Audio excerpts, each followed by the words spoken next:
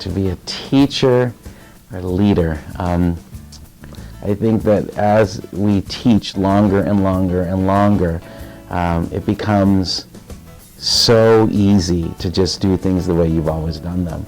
And in our jobs, we have to constantly be changing and constantly be challenging ourselves, because the students are constantly changing. You know, the demographics of a school today are far different than they were 20 years ago when I started teaching. So if I were to continue to be employing those same kinds of principles in my classroom, things would be not working. You know, every day I teach a lesson and I think, okay, how can I do that better? How can I do that differently? I think to be a teacher leader means really to look at that and to challenge yourselves to become at the forefront of what you're doing, to lead the school, to lead the students, to lead your department.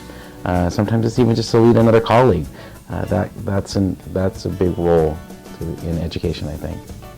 I could see that they were actually eliciting some change that I never thought was possible. It seems like there's been a change in what an administrator does, and I'm seeing them working with curriculum. I'm seeing them really focusing on student learning rather than just building a schedule and you know, the calendar, which they still do. But I saw that they were able to really get their fingers in education, and I thought, you know, that's something that I might want to do. I'm ready for a change. I'm ready to look at how I can now use my expertise in a much grander way. Maybe the tides of what administration is really becoming much more student-centered, and hopefully keeping education, you know, the education of the kids in the forefront. Wow, I think this program has really impacted me immensely.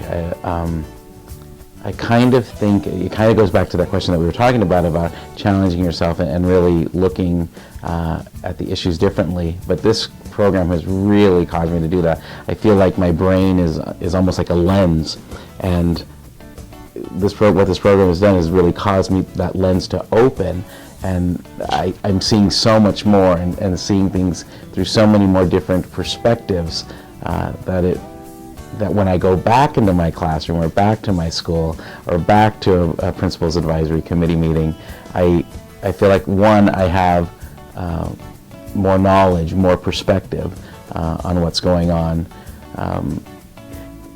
We've had to do some assignments where we go to board meetings, and there are educational journals that we've been asked to read and follow up on, and meeting with principals and looking at budgets, and all of those things are things that we never think about when we're in the classroom. You know, we're working on curriculum and student needs.